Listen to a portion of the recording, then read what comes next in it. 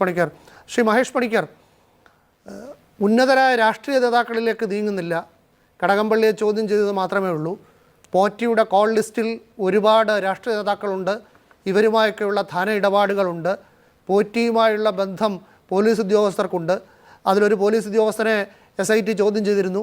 എന്നിട്ട് അതേക്കുറിച്ച് മറ്റ് ചില ഉദ്യോഗസ്ഥർ തന്നെ മാധ്യമങ്ങളെ വിളിച്ചു പറഞ്ഞത് അയാൾ ശബരിമലയിൽ ഇത്രയും കാലം ഇരുന്നിട്ടുള്ളത് കൊണ്ട് എങ്ങനെയാണ് അവിടെ കാര്യങ്ങൾ നടക്കുന്നതെന്ന് ചോദിച്ച് മനസ്സിലാക്കാൻ SIT വിളിച്ചതാണെന്നാണ്.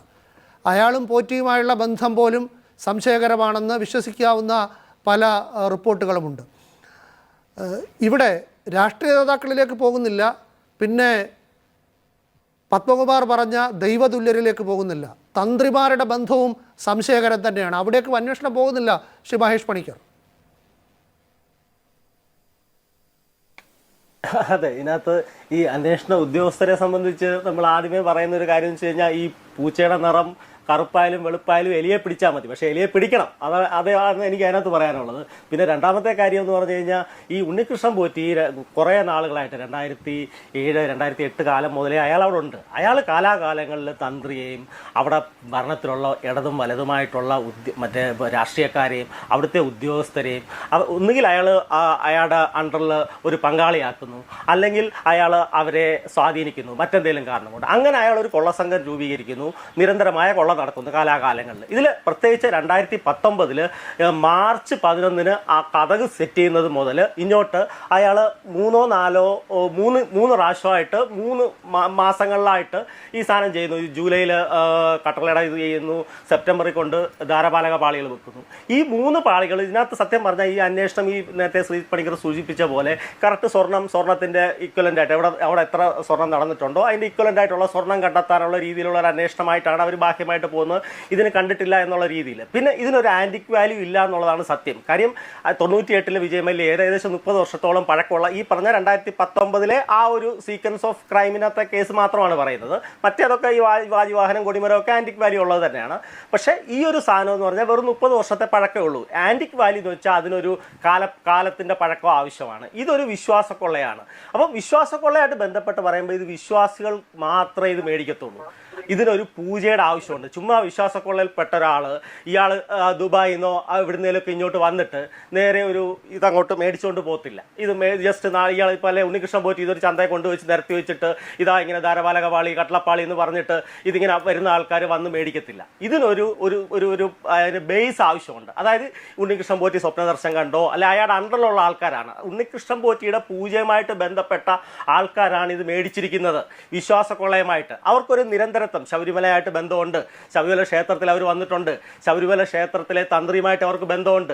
നേരത്തെ ഇവരുടെ വീടുകളിലൊക്കെ എന്തെങ്കിലും മഹാപൂജകളോ അല്ലെ അങ്ങനെ ഉണ്ണികൃഷ്ണൻ പോറ്റിയൊക്കെ നമ്മൾ കണ്ടതാണ്. എത്ര വലിയ വലിയ വീടുകളിലെ വലിയ രാഷ്ട്രീയക്കാരുടെയൊക്കെ അടുത്താണ് അയാൾ മഹാപൂജകനായിട്ട് എത്തുന്നതെന്ന്. അപ്പം അങ്ങനത്തെ പൂജകളൊക്കെ നടത്തിയിട്ടുണ്ട്. എന്നിട്ട് അവരോട് സ്വപ്നദർശനം കണ്ടെന്നോ അല്ലെങ്കിൽ ശബരിമല ഇന്നൊരു സാധനമുണ്ട്, ഇത് ഞാൻ കൊണ്ടുതരാം, ഇത് കൊണ്ടു തന്നാൽ നിങ്ങളുടെ ഇന്ന പ്രശ്നം മാറും എന്നൊക്കെ പറഞ്ഞ ഒരു മുൻവിധിയോടെ മാത്രമേ ഈ ഒരു വിശ്വാസക്കൊള്ളയുടെ കാര്യം നടക്കത്തുള്ളൂ. അതായത് വ്യക്തമായിട്ട് വിശ്വാസക്കൊള്ളയ്ക്ക് ശബരിമലയുടെ ബേസിലുള്ള തന്ത്രി കുടുംബമായിട്ടോ അല്ലെങ്കിൽ ഈ ഡ്യൂപ്ലിക്കേറ്റ് പോറ്റിയായിട്ടോ പൂജയുമായിട്ട് ബന്ധമുള്ള ഒരു വിഷയമുണ്ട്. ആ വിഷയത്തിലേക്ക് അന്വേഷണം പോയിട്ടില്ല. ഇതിനകത്ത് ഇയാളുടെ ബ്രാൻഡ് അംബാസഡർ, ഈ സ്വർണ്ണക്കൊള്ളയുടെ ഈ പാളിയുടെ ബ്രാൻഡ് അംബാസഡർ എന്ന് പറയുന്നത് ജയറാമാണ്. ജയറാമിനെ വെച്ചുകൊണ്ടാണ് ഇയാളെ ഫസ്റ്റ് വിഷ്വൽസ് ഒക്കെ ഈ 3 സീക്വൻസിൽ ജയറാമുണ്ട്. ആ വീഡിയോ അവർ തന്നെ ഈ സ്മാർട്ട് ക്രിയേഷൻഷിപ്പ് അകത്ത് കിടക്കുന്നവർ തന്നെ അവർ പബ്ലിഷ് ചെയ്തിട്ടുണ്ട്. അന്ന് മുതലേ പബ്ലിഷ് ചെയ്യുന്നുണ്ട്. ജയറാമാണ് ഇവരെക്കുറിച്ച് സംസാരിക്കുന്നത്. ഇവരുടെ ബ്രാൻഡ് അംബാസഡർഷിപ്പ് അദ്ദേഹമാണ്. അപ്പം അങ്ങനത്തെ രീതിയിലുള്ള അന്വേഷണം എങ്ങും പോയിട്ടില്ല. ആദ്യത്തെ മാർച്ച് 15 വരുന്ന ഈ നമ്മുടെ വാതിൽ തുടങ്ങി, രണ്ടാമത് കട്ടളയും, മൂന്നാമത് സെപ്റ്റംബറിൽ നടക്കുന്ന ഈ പറഞ്ഞ വിഗ്രഹം ഈ ധാരപാലക പാളിയൊക്കെ അദ്ദേഹത്തിൻ്റെ വീട്ടിൽ വെച്ച് പൂജിച്ചിട്ടുണ്ട്. അത് വളരെ ആഘോഷമായിട്ട് വളരെ നിസ്സാരമായിട്ട് ഇത് പോകുന്ന വഴി കയറി നാരങ്ങ വെള്ളം കുടിക്കാൻ നേരം അങ്ങോട്ട് കയറി വന്ന് വെച്ചു എന്ന് പറയുന്ന ആ ഒരു ലാഘവത്തോട് അതിനെ കേരളീയ സമൂഹത്തിന് കാണാൻ പറ്റില്ല, അല്ലെ വിശ്വാസ സമൂഹത്തിന് കാണാൻ പറ്റില്ല. 3 പ്രാവശ്യം ഒരു വർഷം ശബരിമല അയ്യപ്പന്റെ ശ്രീകോവിലിൽ വെച്ചിട്ടുള്ള സാധനങ്ങളാണ്. പോകുന്ന വഴിക്ക് അവർക്ക് ദാഹിച്ചു, പിന്നെ ഒന്ന് മൂത്രം ഒഴിക്കണം, അതുകൊണ്ട് കൊള്ളാവുന്ന ഒരു വീട്ടിലേക്ക് അപ്പൊ അതുകൊണ്ട് ആ വിശ്രമത്തിനിടയിൽ അതൊന്നും അവിടെ വെച്ചേക്കാം. പിന്നെ വെച്ച് കഴിഞ്ഞപ്പോ ഒരു പൂജ നടത്തിയേക്കാം. എന്തൊരു കഥയാണ്. അതെ അതെ അതെ അത് 200 രൂപ ശമ്പളം, 200 രൂപ ദക്ഷിണയും കൊടുത്തു. 200 രൂപ. അപ്പം അതുപോലത്തെ ഈ ദക്ഷിണ ഇങ്ങനത്തെ കാര്യങ്ങൾ 3 പ്രാവശ്യം ശബരിമല നടക്കുന്ന എല്ലാവരുടെ വീട്ടിൽ പോകുന്നുണ്ട്. അപ്പം ബ്രാൻഡ് അംബാസിഡറായിട്ട് അയാളെ വെച്ച് അവിടെ ഈ പറഞ്ഞ സിനിമയിലുള്ള ജയം രവി അല്ലെ വലിയ വലിയ ഈ സൺ മൂവീസ് എന്നൊക്കെ പറയുന്ന അവരുടെയൊക്കെ വലിയ വലിയ ആൾക്കാർ അവിടെ വന്നിട്ടുണ്ട്. ആ രീതിയിലൊന്നും അന്വേഷണം പോയിട്ടില്ല. ആ രീതിയിലൊക്കെ തന്നെയാണ് ഇതിന്റെ കൊള്ള നടന്നിരിക്കുന്നത്. ഇതിന്റെ കച്ചവടം അങ്ങനെയാണ്. സിനിമാക്കാരിലോ എന്തായാലും വലിയ കാശുള്ളവർക്കേ പറ്റൂ. ഇത് എന്തായാലും വേറൊരു കാര്യം, ഈ പറഞ്ഞ സ്വർണ്ണക്കൊള്ളയായിട്ട് എടുത്തു കഴിഞ്ഞാൽ ഇത് വളരെ നിസ്സാരമായിട്ട് 27 ലക്ഷം രൂപയേ ഉള്ളൂ 2019 1 കിലോ സ്വർണ്ണത്തിന്. മാത്രമല്ല ഗോവർദ്ധന്റെ വീട്ടിലും കടയിലും പൂജ നടത്തുന്നത് മറ്റൊരു തന്ത്രിയാണ്.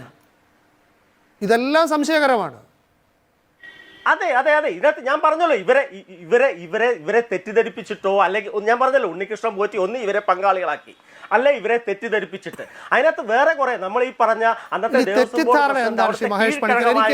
ഇവരൊക്കെ നല്ല യുക്തിയും ബുദ്ധിയുമുള്ള മനുഷ്യരല്ലേ?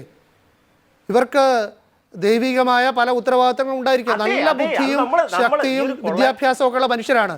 ഈ പോറ്റിയെ പോലെ ഒരു ഭൂലോക ഫ്രോഡിനെ കണ്ടാൽ ഇവർക്ക് മനസ്സിലാവില്ലേ? ഇവരുടെ ചുറ്റും നടന്ന് ഈ ബ്രോക്കർ പണിയൊക്കെ നടത്തിക്കൊണ്ടിരിക്കുന്ന ഏതാനും ആയിരങ്ങൾക്ക് ചെയ്യേണ്ട പൂജയ്ക്ക് ലക്ഷക്കണക്കിന് രൂപ വാങ്ങിച്ചിട്ട് കമ്മീഷൻ പറ്റുന്ന അവിടെയുള്ള സ്പോൺസർ അതെന്താണ് ഈ ഗോവർദ്ധൻ 2017 തൊട്ട് എല്ലാത്തിനും ഗോവർദ്ധൻ. ഈ ഗോവർദ്ധൻ ആരാണ്? ശബരിമലയിലെ മുഴുവൻ കാര്യങ്ങളും ശ്രീകോവിലിനോട് ചേർന്നെല്ലാം സ്പോൺസർ ചെയ്യുന്ന ഒരാളാണ്. അപ്പോൾ ഇവർക്ക് ഇതൊന്നും മനസ്സിലാവാത്തതല്ല. ഇപ്പോൾ അവരെ തൊടുന്നതിനോ അവരെക്കുറിച്ച് പറയുന്നതിനോ പല ആളുകൾക്ക് മാനസികമായ ബുദ്ധിമുട്ടുണ്ടായിരിക്കാം. അതിനപ്പുറത്തേക്ക് ഇതൊന്നും മനസ്സിലാക്കാനുള്ള യുക്തി ഇല്ലാത്തവരാണോ ഇവർ? തീർച്ചയായിട്ടും അല്ല, നിരന്തരമായിട്ട് ഒരെണ്ണം നമുക്ക് സമ്മതിക്കാന്ന് ഒരു കാര്യം സംഭവിച്ചു, അബദ്ധവശാൽ സംഭവിച്ചു പോയി, അവൻ ഇങ്ങനെ തെറ്റിദ്ധരിപ്പിച്ചാൽ അങ്ങനെ റോഡ് നിൽക്കുന്ന കണ്ടു, ഇങ്ങനെ റോഡ് നിൽക്കുന്നതുകൊണ്ട് എനിക്ക് ചോദിക്കും. പക്ഷേ അതേപോലത്തെ കാര്യങ്ങൾ പിന്നെ ആവർത്തിക്കുമ്പോൾ എന്തിനാ 2019 ഇവർ വെച്ച ഈ സാധനം 20 പിന്നെ ആപ്ലിക്കേഷൻ ഇട്ടു കേടായെന്നും പറഞ്ഞ് 24 ആപ്ലിക്കേഷൻ ഇട്ടു കേടായെന്ന് പറഞ്ഞ് ഇത് ആപ്ലിക്കേഷൻ ഇടുന്ന ആരാ? ഈ തന്ത്ര കുടുംബത്തിൽപ്പെടുന്നവരാ. ഇവർക്ക് മനസ്സിലാകത്തില്ല ഇത് കേടായില്ല, ഇത് അല്ല ഇപ്പോൾ 40 വർഷത്തെ വാറണ്ടി കൊണ്ടുവച്ചു അടുത്ത വർഷം കേടായി കഴിഞ്ഞാൽ അവൻ്റെ ചെവിക്ക് പിടിക്കണ്ടേ? എന്തുവാടാ നീ കൊണ്ടുവച്ചിട്ട് ഈ സാധനം എന്തായാലും ചോദിക്കണ്ടേ? ഇങ്ങനെ അണ്ടറിലുള്ളൊരു പണിക്കാരനാണല്ലോ അവൻ, മീൻസ് കഴകക്കാരനാണല്ലോ. അപ്പം അങ്ങനെയുള്ള സാധനങ്ങളൊന്നും ഒരു ചോദ്യവും ഇല്ല. പിന്നെയും കൊടുക്കുക അനുമതി, പിന്നെ ഇപ്പോഴും കൊടുക്കുക. 2024 കൊടുത്താൽ 25 എടുത്തത്. അപ്പം ഇതൊക്കെ എന്ന് പറഞ്ഞാൽ ഇവർ പക്ക പൊട്ടന്മാർ അങ്ങനെ പറയാൻ പറ്റും. അല്ലെങ്കിൽ ഇവരെല്ലാം അറിഞ്ഞുകൊണ്ട് ഇതിനകത്തെല്ലാം അറിഞ്ഞുകൊണ്ട് അവരതിനകത്ത് പങ്കാളികൾ. അപ്പോൾ ഈ രണ്ട് രീതിയിലേ കാണാൻ പറ്റും. ഈ രണ്ടായാലും തെറ്റാണ്. രണ്ടായാലും ഒരു ഉത്തരവാദിത്തപ്പെട്ട സ്ഥാനത്തിലിരിക്കുന്ന ദേവന്റെ ചൈതന്യം ലോകം മൊത്തം പരത്തേണ്ട ഉത്തരവാദിത്തമുള്ളവർ അവരുടെ ബിനാമിയായിട്ട് ഇങ്ങനെ ഒരു ആളിനെ ഒരു കള്ളപ്പോറ്റിയായിട്ട് ഇയാൾ സോണിയാഗാന്ധിയുടെ അടുത്ത് പോയി കഴിഞ്ഞാൽ ഈ ഒറിജിനൽ നമ്മുടെ തന്ത്രിക്ക് അറിയണ്ടേ? തന്ത്രി ചോദിക്കണ്ടേ എന്തിനാണ് നീ അവിടെ പോയത്? അയ്യപ്പനെ പോകണ്ടെങ്കിൽ ഞാനല്ലേ പോകേണ്ടത്, എന്നെയല്ലേ കൊണ്ടുപോകേണ്ടത്? ആ പ്രസിഡന്റിനോട് ചോദിക്കണ്ടേ? അയാൾ തന്നെയല്ലേ വാജുവാഹനം എടുത്ത് തന്ത്രിക്ക് കൊടുത്തേ? എന്ത് ഉത്തരവാദിത്തം എന്ത് ഇതുണ്ടായിട്ട് അയാളെടുത്ത് കൊടുത്തേ? അപ്പം ഇതൊക്കെ എന്ന് പറഞ്ഞാൽ നമ്മൾ ചോദിക്കേണ്ട കുറേ ചോദ്യങ്ങളുണ്ട്. ഈ അന്വേഷണവും ഈ പറഞ്ഞ ഇവർക്ക് ഈ പാളികൾ കിട്ടണമെങ്കിൽ, ശബരിമല അയ്യപ്പന് ഈ യഥാർത്ഥ പാളികൾ തിരിച്ചു കിട്ടണമെങ്കിൽ ഈ പൂജ നടന്നത് കഴിഞ്ഞ ഒരു 4-5 കൊല്ലത്തിനിടയ്ക്ക് എവിടൊക്കെ പൂജ നടന്നു, എവിടൊക്കെ തന്ത്രി കുടുംബത്തിലെ ആൾക്കാരോ അല്ലെങ്കിൽ ഈ കള്ളപ്പോറ്റിയായിട്ടുള്ള ഉണ്ണികൃഷ്ണൻ പോറ്റിയുടെ നേതൃത്വത്തിലോ പൂജകൾ നടന്നു. വലിയ വലിയ ആൾക്കാരാണ്, എല്ലാം കോടീശ്വരന്മാരാണ്, എല്ലാം രാഷ്ട്രീയക്കാരാണ്, എല്ലാവരും ഉന്നത ബന്ധം ഉള്ളവരാണ്, ബിഗ് ഷോട്ട്സോ അല്ലെങ്കിൽ ദൈവതുല്യരോ അതിൻ്റെ മേളിലോ ഉള്ളവരാണ്. അപ്പം അവരിലേക്ക് ആ പൂജയൊക്കെ നടന്ന എവിടെയാണ്. പിന്നെ വേറൊരു കാര്യമുണ്ട്, തിരുവിതാംകൂർ ദേവസ്വം ബോർഡ് അടിയന്തരമായിട്ടൊരു നോട്ടീസ് ഇറക്കണം. നോട്ടീസ് അല്ല ഒരു പോറ്റിയുടെ പടവും വെച്ചിട്ട് ഇന്നപോലെ ധാരപാലപാളികൾ ഇതിനൊക്കെ പോയിട്ടുണ്ട്, എവിടെയൊക്കെ പോയിട്ടുണ്ട്, തമിഴ്നാട്ടിലും കർണാടകയിലും ഒക്കെ. ഇത് നിങ്ങൾ എവിടെയെങ്കിലും കണ്ടിട്ടുണ്ടോ? എവിടെയെങ്കിലും പൂജ നടക്കുന്നത് ഇത് കണ്ടിട്ടുണ്ടെങ്കിൽ ഇന്ന നമ്പറിൽ അറിയിക്കാമെന്ന് പറഞ്ഞൊരു സാധനം കൊടുക്കണം. കാര്യം ഇവർക്കൊക്കെ ശത്രുവും മിത്രവും ഒരേ കാലത്ത് ഒരുപോലെ നിൽക്കുന്നതല്ലോ. അപ്പോൾ എവിടുന്നേലൊക്കെ അതിന് ഇൻഫർമേഷൻസ് വരും. ഉറപ്പായിട്ട് ഇത് തിരിച്ചു കിട്ടണമെങ്കിൽ ആ രീതിയിൽ ഈ പൂജകൾ എവിടെ നടന്നു, വിശ്വാസപരമായിട്ടുള്ള അനധികൃതമായ പൂജകൾ എവിടൊക്കെ ശബരിമല അയ്യപ്പന്റെ ബേസിൽ ഈ എവിടൊക്കെ നടന്നിട്ടുണ്ട്, ഈ ഉണ്ണികൃഷ്ണൻ പോറ്റിയുടെ നേതൃത്വത്തിൽ അല്ലെ അയാളുടെ അറിവോടെ അല്ലെ അയാളുടെ സാന്നിധ്യത്തിൽ അവിടെ തന്നെ ഈ പാളികൾ പോയിട്ടുണ്ട്. അല്ലാണ്ട് പുതിയതായിട്ട് നമ്മൾ ആരും കേൾക്കാത്ത ഒരു ഗൾഫിൽ നിന്നോ അല്ലെ അമേരിക്കയിൽ നിന്നോ ഒരാൾ വന്നിട്ട് അയാൾ വന്ന് ഡയറക്റ്റായിട്ട് ഇതൊരു ചന്ത വിൽക്കാൻ വെച്ചിരിക്കുന്നു എന്ന് പറഞ്ഞ് മേടിച്ചുകൊണ്ട് പോകത്തില്ല. ഇത് തീർച്ചയായിട്ടും വിശ്വാസക്കൊള്ളയാണ്. പൂജകരുടെ നിന്ന് പലതും കൈപ്പറ്റിയിട്ടുള്ള പോറ്റിയുടെ കൊള്ളയ്ക്ക് കൂട്ടുനിന്ന രാഷ്ട്രീയ നേതാക്കളാണെങ്കിലും പുരോഹിതരാണെങ്കിലും അവരൊക്കെ പിടിക്കപ്പെടുമെന്നുള്ള കാര്യത്തിൽ ഒരു സംശയവുമില്ല. ഇന്നിപ്പോൾ പ്രത്യേക അന്വേഷണ സംഘത്തിലേക്ക് ചാരന്മാരെ കയറ്റി രക്ഷപ്പെടാമെന്ന് നിങ്ങൾക്ക് തോന്നും. പക്ഷേ ഈ രാഷ്ട്രീയ നേതാക്കളെല്ലാം കയ്യോടെ പിടിക്കപ്പെടും. ഇതിൽ ബന്ധപ്പെട്ടവരെല്ലാം കാടടച്ച് വെടിവെക്കുകയും കരിവാരി തേക്കുകയും ചെയ്യരുത്. ഇപ്പൊ നേരത്തെ ഉദാഹരണം, ഇപ്പൊ ജയറാം അടക്കമുള്ള ആൾക്കാർ പലരും ഉണ്ട് തമിഴ്നാട്ടിലുള്ളവർ, അവരെ എല്ലാം പോറ്റിക്ക് ഈസിയായി തെറ്റിദ്ധരിപ്പിക്കാൻ കഴിയില്ലേ? എന്റെ ഓൾറെഡി ദേവസ്വം ബോർഡിന്റെ എഴുത്തുണ്ട്, ഈ ശബരിമലയുടെ കാര്യം ചെയ്യുന്നത് ഞാനാണ്, നിങ്ങൾ സഹകരിക്കണം എന്ന് പറഞ്ഞാൽ അവർ ഓടി വന്ന് സഹകരിക്കുന്നത് അവരുടെ മനസ്സിലെ വിശ്വാസം ഉള്ളതുകൊണ്ടാണ്. അവരുടെ മനസ്സിലെ വിശ്വാസത്തെ ഉണ്ണികൃഷ്ണൻ എന്ന് പറയുന്ന ഈ വ്യക്തി, ഞാൻ പോറ്റി എന്ന് പോലും പറയാറില്ല, ഉണ്ണികൃഷ്ണൻ എന്ന് പറയുന്ന ഈ വ്യക്തി ചൂഷണം ചെയ്തു, തെറ്റ് ചെയ്തു. അതുകൊണ്ട് കാടടച്ച് ഇതുമായി ബന്ധപ്പെട്ട് നിൽക്കുന്ന എല്ലാവരും മോശം മോശമാണെന്ന് പറയരുത്. രണ്ട്, ഒരാളെ കണ്ടു കഴിഞ്ഞാൽ അവരെ ചോദ്യം ചെയ്യണം, ടെക്നോളജി അവരെയൊക്കെ ചോദ്യം ചെയ്യണം, അവരിൽ നിന്ന് വിവരങ്ങൾ തേടണം, നടന്നിട്ടുണ്ടോ അവിടെയൊക്കെ അന്വേഷിക്കണം, അങ്ങനെയല്ലേ പറയുന്നുള്ളൂ, അല്ലാതെ ഇവരെ പ്രതികളാക്കണമെന്ന് പറയുന്നില്ലല്ലോ. തീർച്ചയായും വേണ്ട, അല്ലെന്ന് ആരും പറയുന്നില്ല. പക്ഷെ ഇവർക്കൊക്കെ ഓൾറെഡി തെറ്റുണ്ട് എന്ന് കരുതരുത്. കാര്യം ഇവരെല്ലാം ഭക്തരാണ്, ഇവരെല്ലാം ഈ മേഖലയിൽ നിൽക്കുന്നവരാണ്. ഇപ്പം ജയറാമേട്ടനെ പോലെ അല്ലെങ്കിൽ ശ്രീ ജയറാമിനെ പോലെ ജീവിതത്തിൽ അയ്യപ്പസ്വാമിയുടെ അത്രയും സ്നേഹവും ഭക്തിയുള്ള വേറൊരാളെ കാണാൻ ബുദ്ധിമുട്ടാണ്. അപ്പൊ നമ്മൾ ഇതുമായി ബന്ധപ്പെട്ട് നിൽക്കുന്ന എല്ലാരെയും കരിവാരി തേക്കുക എന്നൊരു കാര്യം പറയരുത്. എന്റെ വീട്ടിൽ വന്നിട്ടുണ്ടെങ്കിൽ ഇനി ഏതെങ്കിലും തരത്തിൽ എനിക്ക് അബദ്ധം പറ്റിയതാണെങ്കിലും എന്നെ വിളിക്കണം, ചോദ്യം ചെയ്യണം. തീർച്ചയായിട്ടും വേണം, സംശയമില്ല. എന്നോടാണോ? ഇപ്പൊ ചില അതായത് ശ്രീ രാഹുൽ ഈശ്വർ, ഈ ആർക്കും സംശയത്തിന്റെ ആനുകൂല്യം ശബരിമല അയ്യപ്പന്റെ ഈ കൊള്ളയിൽ ശബരിമല അയ്യപ്പ, കാരണം കേരളത്തിലെ ഏറ്റവും വലിയ ക്ഷേത്രം, ദക്ഷിണേന്ത്യയിലെ തന്നെ ഏറ്റവും വലിയ ക്ഷേത്രങ്ങളിൽ ഒന്ന്, അവിടുത്തെ ശ്രീകോവിലിൽ നിന്നാണ് ഈ കൊള്ള.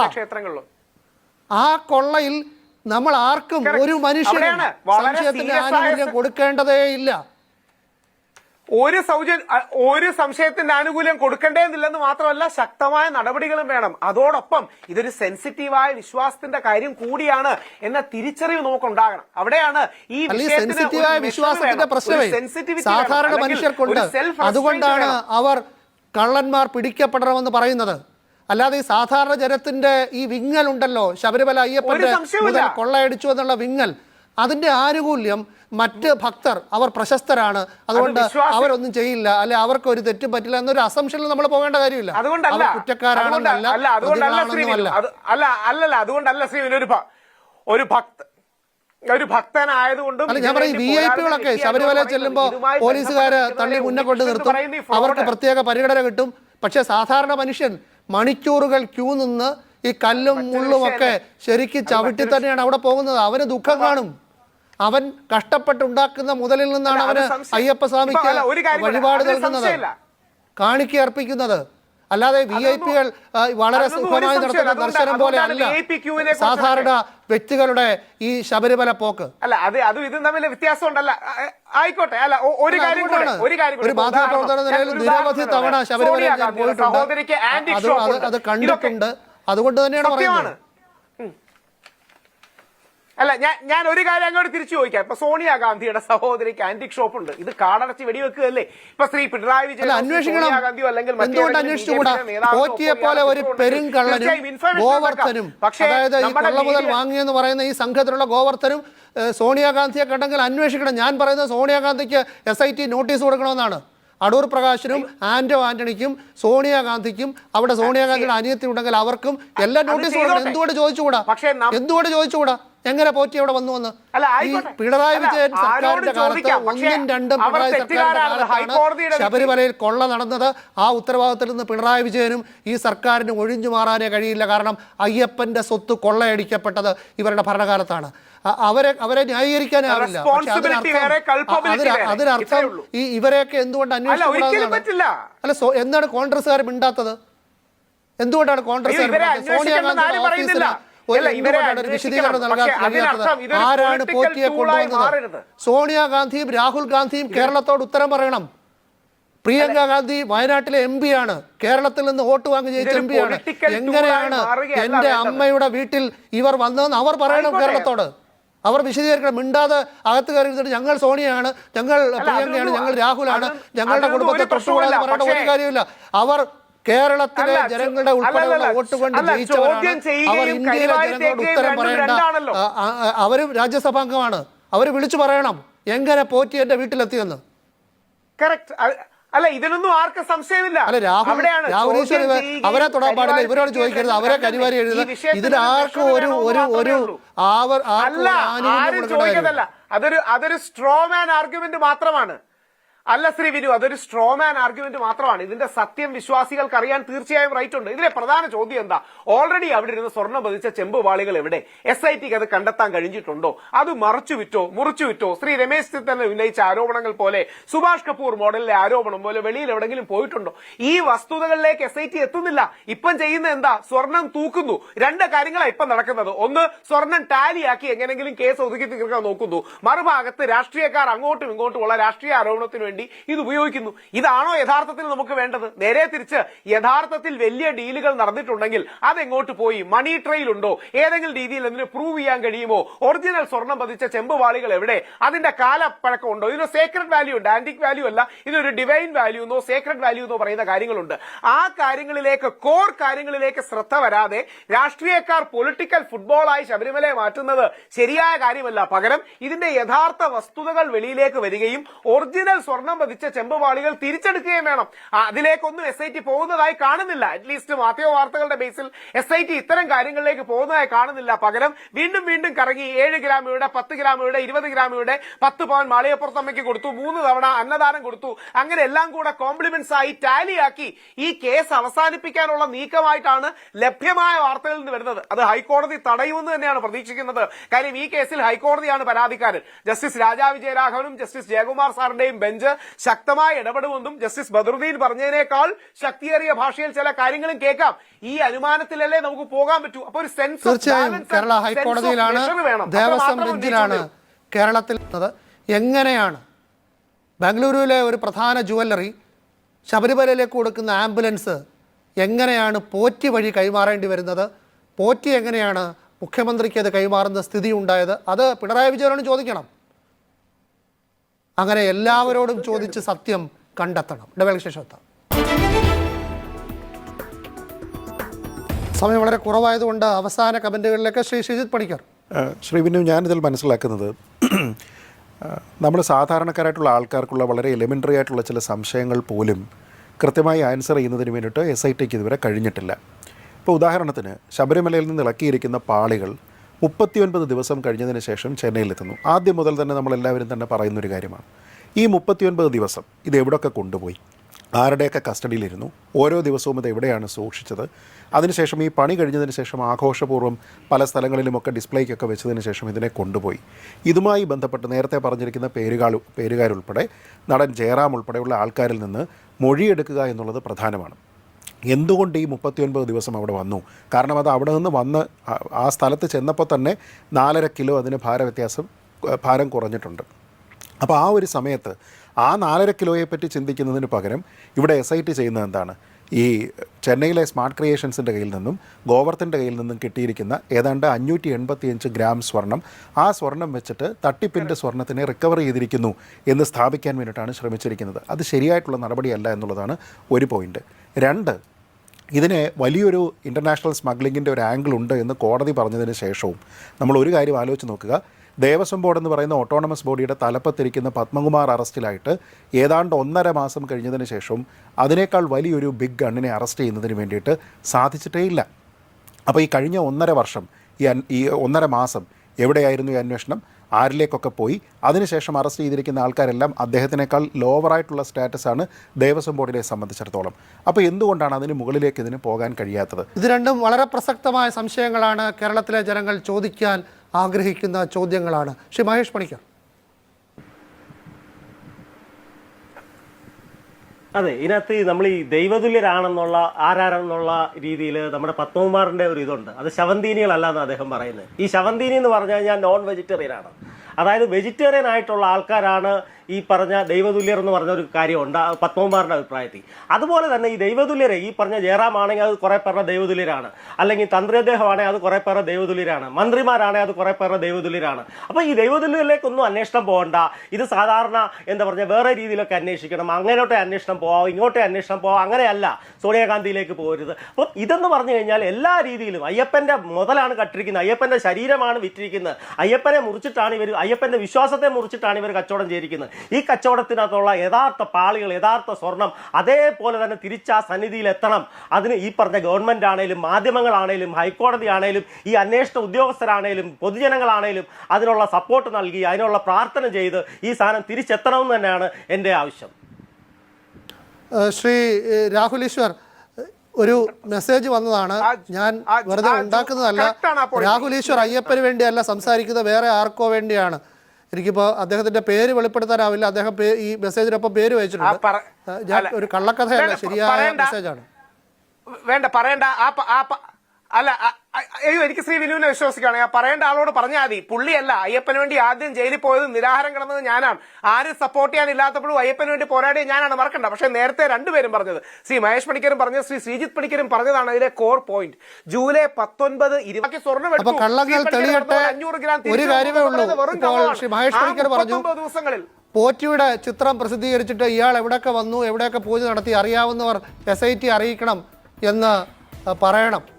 അതുപോലെ തന്നെയാണ് ഈ അയ്യപ്പൻ്റെ മുതൽ കട്ടതിൻ്റെ ഏതെങ്കിലും ഒരു അംശം ആരുടെയെങ്കിലും കയ്യിലുണ്ടെങ്കിൽ അവർക്ക് സ്വമേധയാ വെളിപ്പെടുത്താനുള്ള അവസരമാണ്.